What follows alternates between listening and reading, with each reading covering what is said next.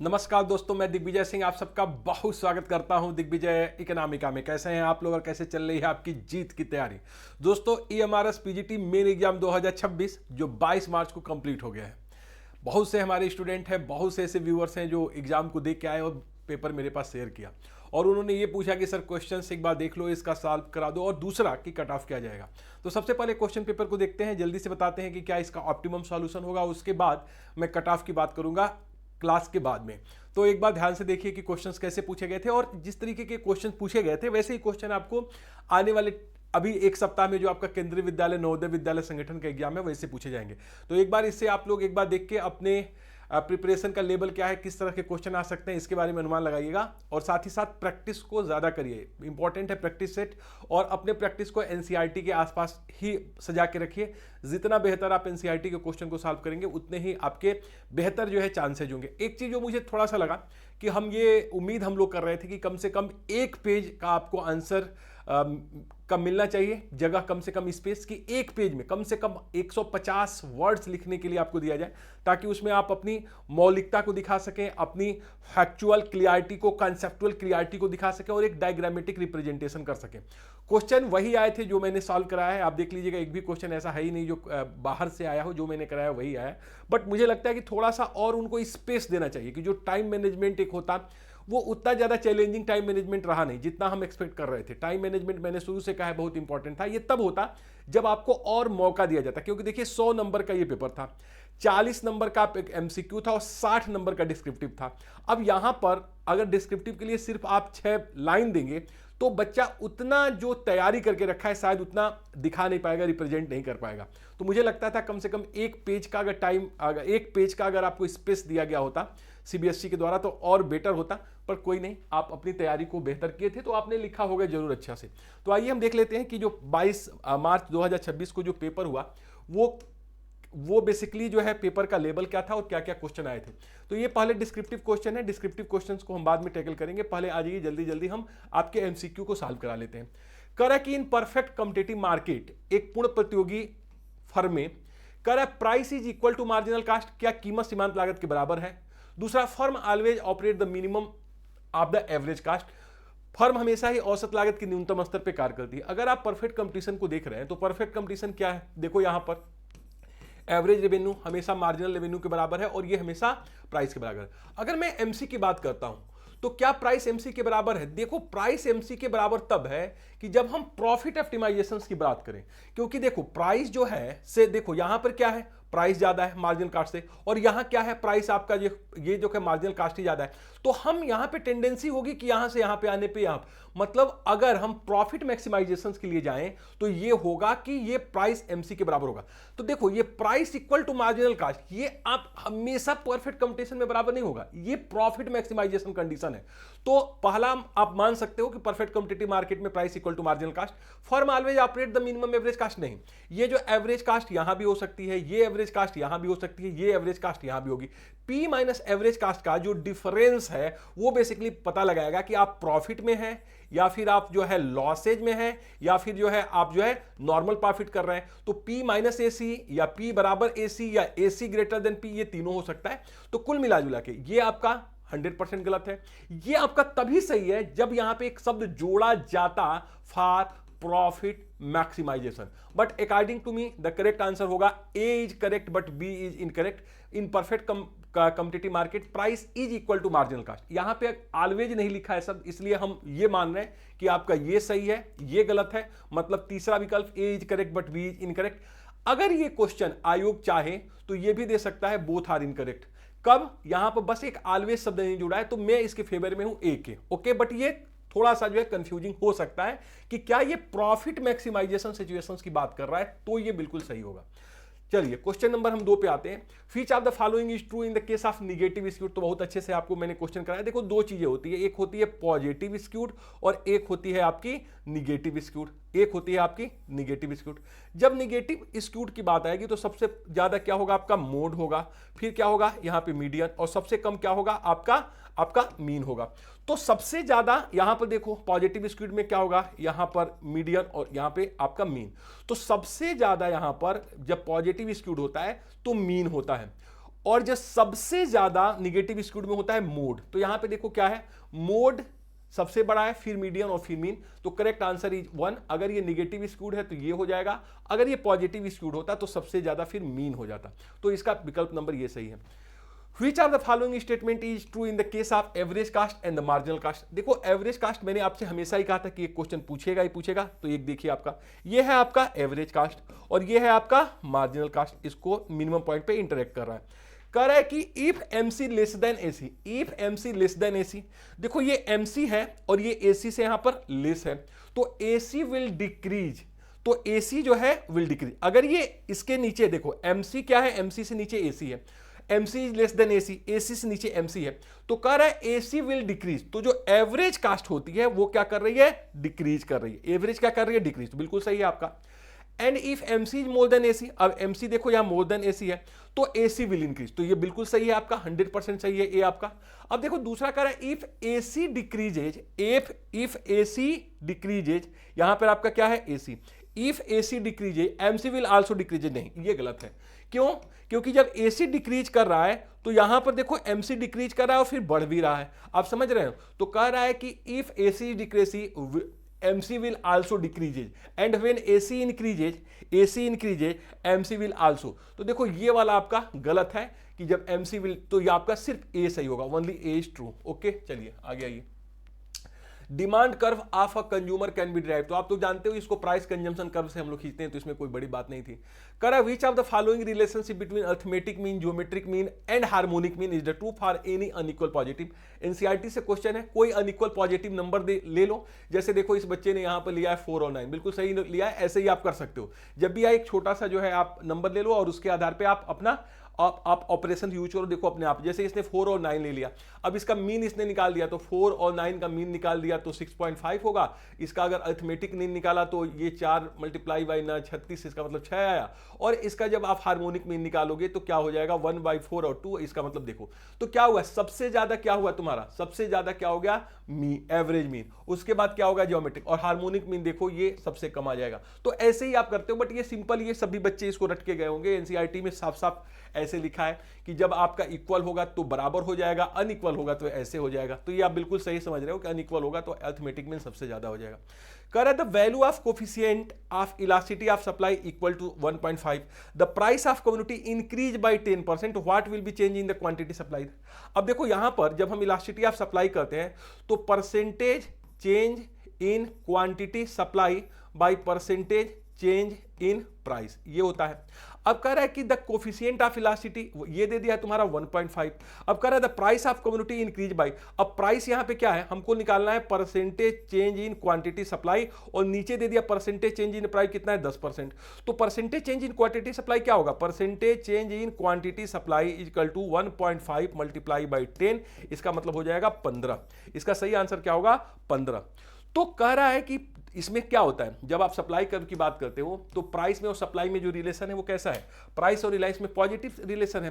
तो इसका मतलब the coefficient of elasticity equal to 1, the price of community increase करेगा तो it will be the change in quantity supply, ये भी इंक्रीज करेगा क्योंकि दोनों में पॉजिटिव संबंध होता है। अगर ये डिमांड होता है तो निगेटिव संबंध की हम लोग बात करते हैं, तो इसका मतलब होगा 15% इंक्रीज इन क्वांटिटी सप्लाई, ये बढ़ जाएगा, इसका मतलब वो बढ़ेगा। डिमांड होता तो हम लोग घटने की बात करते हैं, बट सप्लाई है तो बढ़ने। तो correct answer is equal to 15% क्या होगा, इंक्रीज होगा क्वांटिटी सप्लाई। तो करेक्ट आंसर इज 1। आगे आ जाओ। कह रहा है कि in a loss making firm shut down point, आपको देखना 100% क्वेश्चन को मैंने एक बार नहीं कई बार कराया। अगर मैं loss making form shut down point की बात करते हैं, देखिए शट डाउन पॉइंट आप दो तरीके से लगा सकते हो। शट डाउन पॉइंट क्या होता है, P equal to average variable cost, price किसके बराबर हो जाए, एटलीस्ट एवरेज वेरिएबल कास्ट के बराबर हो जाए, मतलब आप फिक्स कास्ट को नहीं कवर कर रहे हो लेकिन एवरेज कास्ट को आप कवर कर रहे हो, तो ये शट डाउन पॉइंट पे। या फिर जो टोटल रेवेन्यू आपकी मिल रही है वो टोटल वेरिएबल कास्ट के बराबर हो जा रही है, इसका मतलब जो टोटल रेवेन्यू है वो टोटल वेरिएबल कास्ट के बराबर हो रही है। तो जो आपकी लॉसेज है वो लॉसेज किसके बराबर है, टोटल फिक्स कास्ट के बराबर लॉसेज है। आपने वेरिएबल कास्ट को निकाल दिया तो ये दो चीजें सही हो गई, मतलब price equal to average variable cost और टोटल लॉस जो है फर्म का वो टोटल फिक्स कास्ट के बराबर हो गई। तो 1 और 2 बोथ आर करेक्ट। यहाँ पे तीसरा क्वेश्चन आपका सही हो गया। किसान क्रेडिट कार्ड सिस्टम कब इंट्रोड्यूस हुआ, 1998 में किया, 1988 में किया गया था। आप जानते हैं, इसमें कोई हो ही नहीं। ये आपका क्या किया था 98 1998 किसान क्रेडिट प्रणाली किस बार आरंभ की गई थी? अकॉर्डिंग टू मी 1998 नहीं है 1998 1998 में किसान credit card launch in the 1998 by the NABARD government of India provided terms of ये आपका 1998 सही, 88 नहीं 98। अब कह रहा है कि एक क्वेश्चन देखो कि if GST of TB set induce the supply of TB. अब देखो जब हम लोग सप्लाई की बात करते हैं, दिस इज हमारा सप्लाई है। अब कह रहा है कि जीएसटी लग गया। अब जीएसटी लग गया टीबी सेट, तो जीएसटी लगने के बाद GST on TB set reduced, TB set is reduce, GST on TB set घट गया है। अब जीएसटी टीबी सेट के ऊपर घटा है तो इनपुट कास्ट उसकी सस्ती हुई, अब वो ज्यादा प्रोड्यूस करेगा। अब ज्यादा जब प्रोड्यूस करेगा तो सप्लाई तुम्हारी क्या होगी? बढ़ेगी। मतलब यहां से आप यहां की तरफ हुई। अगर जीएसटी ज्यादा लगता तो ये कम हो गई होती। बढ़ने को हम कहते हैं राइट वर्ड, इसको हम कहते हैं राइट वर्ड, आर आउटवर्ड, इसको एक शब्द और आएगा आउटवर्ड। तो जब हम सप्लाई बढ़ गई, क्योंकि हमारा इनपुट सस्ता हो गया, जीएसटी क्या हुआ? कम हुआ है। देखो बढ़ा नहीं है, कम हुआ है। तो जब हमारा जीएसटी कम हुआ है तो ये क्या होगा? Right word. राइट वर्ड के लिए शब्द आता है आउटवर्ड शिफ्ट। तो शिफ्ट आउटवर्ड ये आपका विकल्प सही होगा, शिफ्ट आउटवर्ड। जब हम कहते हैं बढ़ गया तो shift outward, rightward means outward, rightward shift हुआ, rightward is mean to say outward. और लेफ्ट वर्ड का मतलब है इनवर्ड। तो यहां पर इनवर्ड नहीं होगा, यहां पे आउटवर्ड होगा। ओके, बाहर की तरफ खिसक जाएगा। अब कह रहा है कि रेपो रेट क्या होती है? The rate interest rate we bank get from RBI their cash reserve with RBI. The rate interest which bank get from RBI on their cash reserve, नहीं ये गलत है। The rate interest which RBI charge the commercial bank to long term, नहीं long term की बात ही नहीं होती है। The rate of interest at which RBI provide short term loan to commercial bank, this is the correct answer. तो तीसरा आपका सही आंसर है। यहां पे आइए, the price of related commodity increase. देखो ये भी क्वेश्चन मैंने कहा कि देखो ये हमारा क्या है? डिमांड कर्व है, ये हमारा डिमांड कर्व है। अगर प्राइसेस चेंज होता है तो ये क्या होता है? आपका मूवमेंट होता है। मतलब क्या होगा? आपका कंट्रैक्शन होगा या एक्सपांशन होगा या मूवमेंट होगा। लेकिन अगर मैंने कहा कि demand for X equal to function of price of X, और इसको छोड़ के जितने चार्ज जैसे इनकम या प्राइस ऑफ सब्सटीट्यूट्स गुड्स हो गया, प्राइस ऑफ जो है सब्सटीट्यूट्स गुड्स हो गया, प्राइस ऑफ कॉम्प्लीमेंट्री गुड्स हो गया, टेस्ट, एडवर्टीजमेंट, अगर इस सब में बदलाव होता है तो ये क्या होगा? शिफ्ट होगा। तो इसका मतलब ये क्या होगा? शिफ्ट इन डिमांड का द करेक्ट आंसर शिफ्ट हो जाएगा। When gross investment fall to zero, अगर हम कहते हैं gross investment fall to zero, फिर द कंट्रीज नेशनल इनकम, तो नेशनल इनकम क्या होता है? सी प्लस एस, या फिर y इक्वल टू क्या होता है? C plus I. तो यहां पर कह रहा है कि if gross investment fall to zero, अगर ये जीरो हो गया तो कंजम्पशन जो है आपको क्या करेगी? आपको कंट्री के नेशनल इनकम को जीरो होने से रोक देगी। The correct is the consumption. कह रहा है the high positive cross elasticity, मैंने हमेशा आपको बताया, देखो क्रॉस इलास्टिसिटी के आधार पर ही हम पता लगाते हैं कि वस्तुएं एक दूसरे से रिलेटेड है या इंडिपेंडेंट है। इंडिपेंडेंट है तो जीरो हो जाएगा, अगर पॉजिटिव है तो सब्सटीट्यूट हो जाएगा, निगेटिव है तो कंप्लीमेंट्री होगा। इसका मतलब हाई पॉजिटिव क्रॉस इलास्टिसिटी है तो गुड सब्सटीट्यूट्स है। मतलब क्या है? टी और कॉफी टाइप की है, गुड सब्सटीट्यूट्स है। अगर ये नेगेटिव होती तो कंप्लीमेंट्री हो जाती, जीरो होती तो ये आपकी क्या हो जाती? अनरिलेटेड हो जाती। देखो ये देख रहा है कि ये देखो प्राइसेज आपका क्या लिया? P1 और P0 और ये क्वांटिटी को, तो ये क्या होता है? लास्ट पीरियड आपका जो है प्राइस इंडेक्स है। तो use the base year quantity the measure therefore last period price index. इसमें current year prices, base year quantity, और बेस ईयर प्राइसेज लेते हैं और बेस ईयर क्वांटिटी। तो नीचे देखो बेस ईयर क्वांटिटी और base year quantity, current prices को अगर हम बेस प्राइसेज करते हैं तो ये लास्ट पीरियड आपकी प्राइस इंडेक्स आ जाता है। The classes is relative frequency. जब हम रिलेटिव फ्रीक्वेंसी डिस्ट्रीब्यूशंस निकाले हैं तो ये क्या होना चाहिए? जब रिलेटिव फ्रीक्वेंसी निकालते हैं तो all inclusive and mutual exclusive. इसमें क्या होते हैं? देखो कंप्रीहेंसिव होगा ही नहीं। जब आप रिलेटिव फ्रीक्वेंसी की बात करेंगे तो ये कभी भी कंप्रीहेंसिव सबको एक साथ नहीं लेगा। सारे इंक्लूसिव तो होने चाहिए, जितने भी डेटा है उसके अंदर आ जाए, बट वो म्यूचुअली एक्सक्लूसिव, एक का डेटा दूसरे में ना, मतलब परस्पर अपवर्जी होने चाहिए। परस्पर अपवर्जी मतलब एक जो डेटा सेट है वो दूसरे में नहीं है, और सभी इंक्लूड हो जाए, सारे के सारे डेटा इंक्लूड भी हो जाए और किसी का डेटा किसी दूसरे में, तो कंप्रीहेंसिव होगा नहीं, वेरी स्मॉल होगा नहीं, लेस देन 10 का मतलब है नहीं। Correct answer is 2। इसका मतलब सारे के सारे इंक्लूसिव होने चाहिए और म्यूचुअली एक्सक्लूसिव। म्यूचुअली एक्सक्लूसिव का मतलब क्या हो गया? आप समझ रहे हैं? म्यूचुअली एक्सक्लूसिव मतलब जो डेटा सेट आपका है उस फ्रीक्वेंसी डिस्ट्रीब्यूशन में वो दूसरे में ना जाए, बस। ये हो गया इसका सेकंड। कर suppose the two variable X and Y, the covariance X and Y दिया है आपका, कोवेरिएंस एक्स वाई, और फिर दिया स्टैंडर्ड डेविएशन आपका एक्स सीरीज का, फिर स्टैंडर्ड डेविएशन वाई सीरीज के, तीनों दे दिया है। तो ये सिंपल सा फार्मूला आपको लगाना था। इसमें आपको क्या निकालना था? तो कह रहा है सहसंबंध आर निकालना है, वैल्यू ऑफ आर। तो आर कैसे निकालोगे? फार्मूला लगा दो, कोवेरिएंस यहाँ पे एक्स वाई और यहाँ पर आपका आपका स्टैंडर्ड डेविएशन एक्स सीरीज का, वाई सीरीज का, और ये तीनों का तीनों देखो दिया है। तो क्या दिया है तुम्हारा कोवेरियंस 1.2, तो यहाँ दिया है 1.2, यहाँ पे कोवेरियंस तुम्हारा कोवेरियंस 1/2, और इसका स्टैंडर्ड डेविएशन इसका 10 और 12, तो 12/120 करोगे उत्तर आएगा 0.01। ये इसका सही आंसर होगा 0.01, ये करेक्ट आंसर है। सिंपल फार्मूला था, इसी के ऊपर आपको रख लेना था। ये आप लोग सब जानते होंगे, कोवेरियंस एक्स वाई और divided by standard deviation x series का और स्टैंडर्ड डेविएशन वाई सीरीज का, और सेम सेम ये दिया हुआ है देखो। फिर करें ओपन मार्केट ऑपरेशन, इसका मतलब है mean buying and selling of quantity of commercial bank in the open market. कर रहा है mean buying and selling of quantity of commercial bank, commercial bank कहां करता है ओपन मार्केट।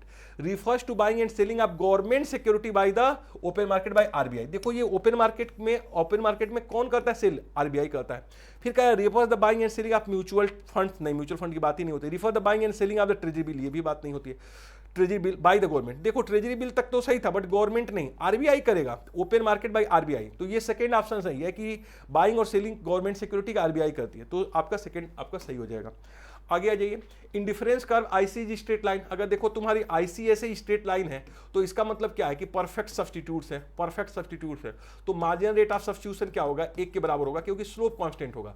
तो ये होगा both the community perfect substitute marginal, और उसके बाद मार्जिनल रेट ऑफ सब्स्टिट्यूशन 1 के बराबर हो जाएगा। ये डिमिनिश नहीं होगा, ये जीरो नहीं होगा, ये क्या होगा इक्वल टू 1। मतलब क्या हो गया, जो स्लोप होगा उसका 1 के बराबर 1 के बराबर 1 सब्स्टिट्यूट करेगा, परफेक्ट सब्स्टिट्यूट्स हो जाएंगे। मतलब आप देखोगे ढाल सर आप कहीं भी निकालोगे स्लोप बराबर होगी, जितना ही छोड़ेगा उतना ही बढ़ेगा।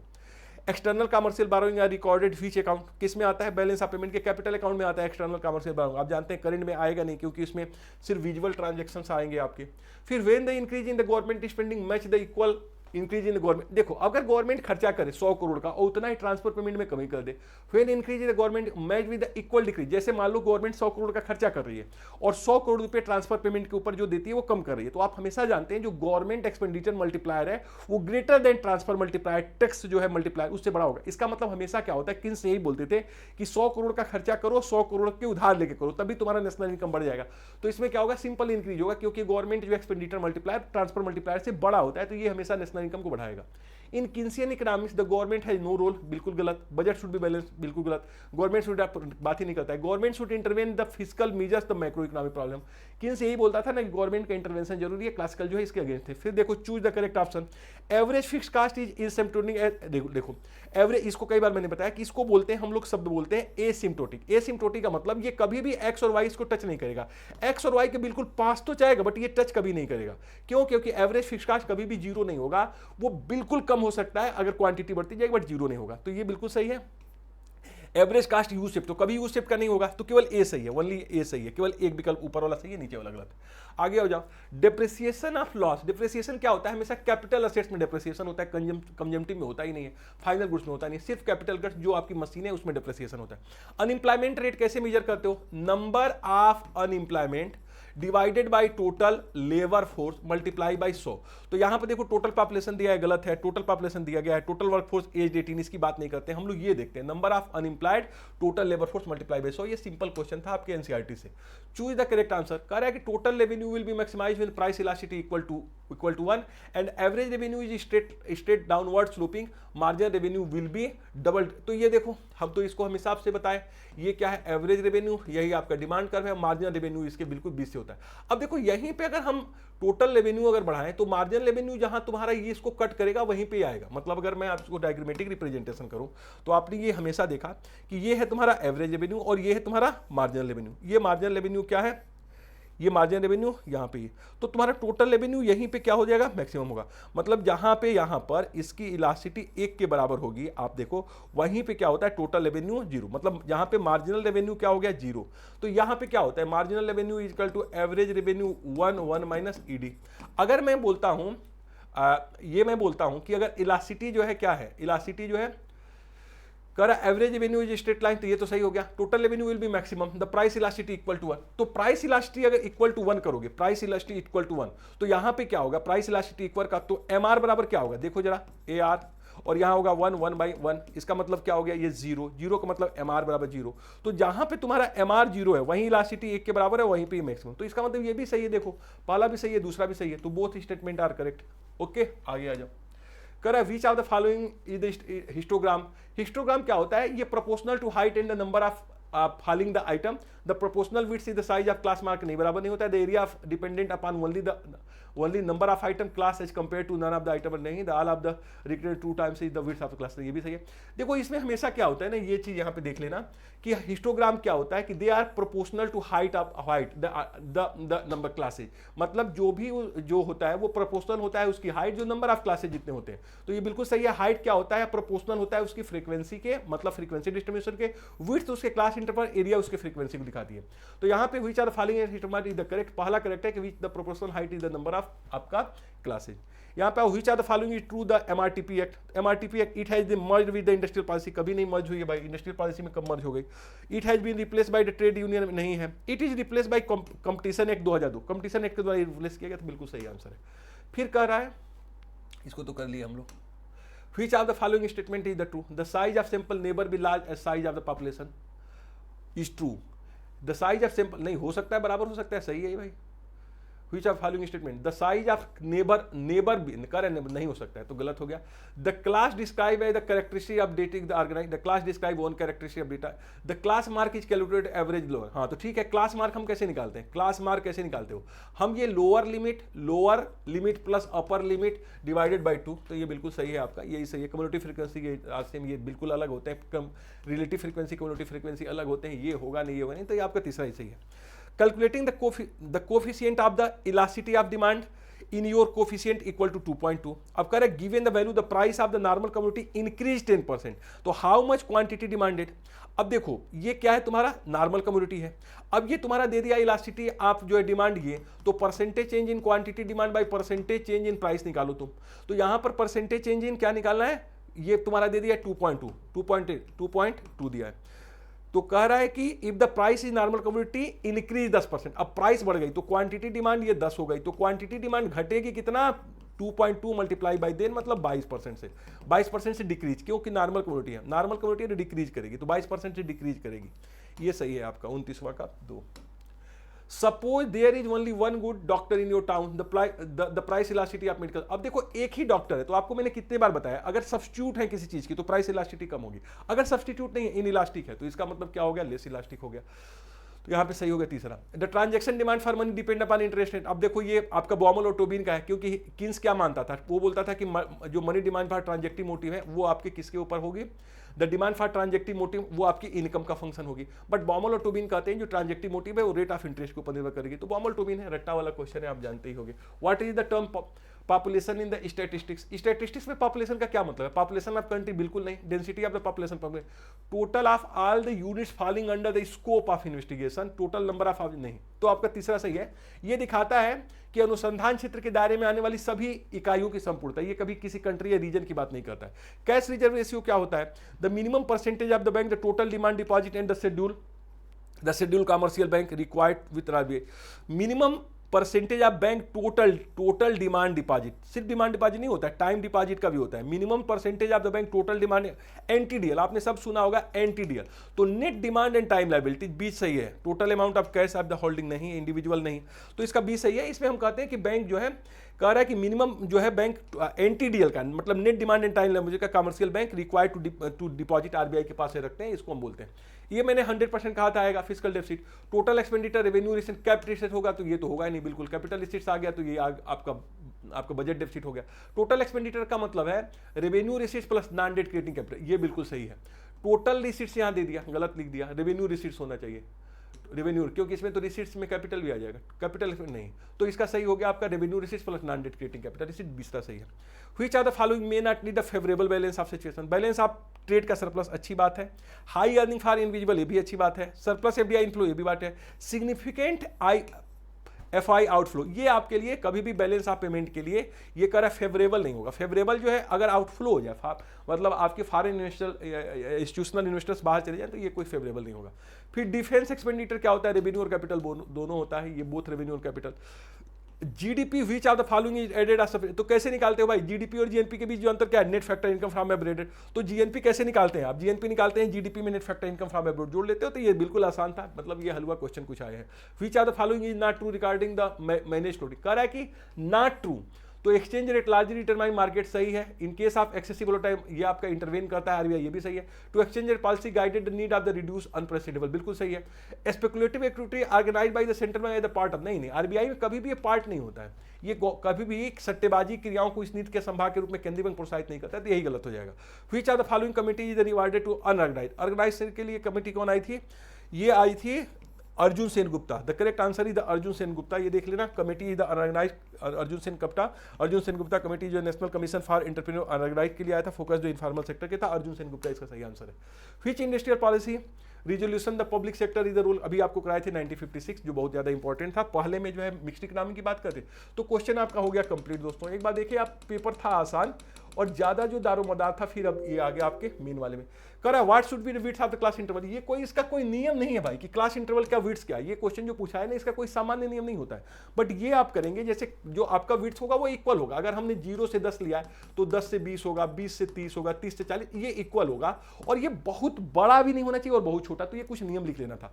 Taking the two variable X and Y following correlation, यहाँ पे क्या होगा, तो ये आप लोग दिखा दो। परफेक्ट कोएफिशिएंट, ये सब हम कराया हुआ क्वेश्चन है। व्हाट प्रोडक्शन पॉसिबिलिटी पर, ये भी कराया था। ये तो क्वेश्चन ही मैं कराया हूँ, ये क्वेश्चन ही आप जाके देखो, 100% यही क्वेश्चन कराया हूँ कि कैसे आपका बजट रेखा बनेगा। फिर जो है डिमांड का प्राइस इलास्टिसिटी में कैसे होगा, ये एक बार देख लो। ये एवरेज कास्ट, फिक्स्ड कास्ट, ये सारे आसान क्वेश्चन है, इसको आप कर सकते हो। ये जो है रेपो रेट किस प्रकार से भिन्न है, explain the relationship between marginal MPC और जो मल्टीप्लायर में क्या संबंध है, रेवेन्यू एक्सपेंडिचर, कैपिटल एक्सपेंडिचर, ये सारे क्वेश्चन ये आपका देखो, आपका इंटरनेशनल इकोनॉमिक्स से पूछ लिया, ऑफिशियल रिजर्व असेट्स के विषय में, फॉरेन ट्रेड चेंज, इसका एक बार मेंस के लिए मैं अलग से करा दूंगा, थोड़ा सा मेरे पास इस समय टाइम कम है तो मेंस का नहीं करा रहे हैं। कुल मिला जुला के मुझे अगर कट ऑफ की बात करोगे तो मुझे लग रहा है कि 100 में अगर आपका 70 से 75 के बीच में है तो आप ठीक है, 75 के प्लस है अगर आप जा रहे हो तो बिल्कुल अच्छा है। तो thank you so much, God bless you.